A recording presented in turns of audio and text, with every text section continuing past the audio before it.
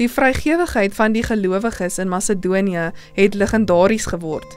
Hulle het in uiterste armoede geleef, maar het daarop aangedring om te gee. Hulle het elke rede gehad om terug te hou, maar het nie.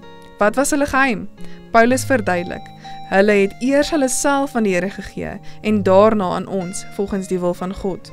Hoe kan ons dieselfde doen? Hoe kan ons dieselfde doen? Dit begin deur onsself volkome aan God te gee. Deur die Bybel en die gees van profesie ontdek ons sy wil en leer ons om hom te vertrou. Deur gebed nooi ons die Heilige Gees om ons harte en begeertes te verander.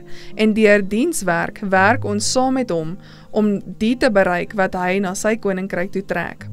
Dit is nie 'n eenmalige besluit nie. Dis 'n daaglikse reis wat elke oggend vroeg begin in sy teenwoordigheid, deur gebed en deur sy woord. Wanneer ons saam met hom wandel, selfs in tye van nood, groei ons in vertroue.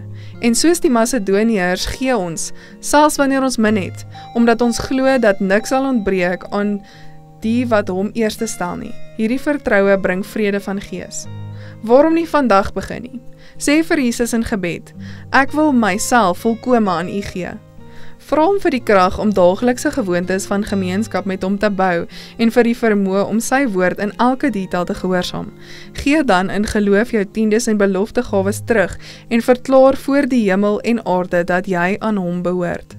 Wanneer ons tiendes en beloftegawes teruggee, laat ons eie begeertes laaste stel en God eerste.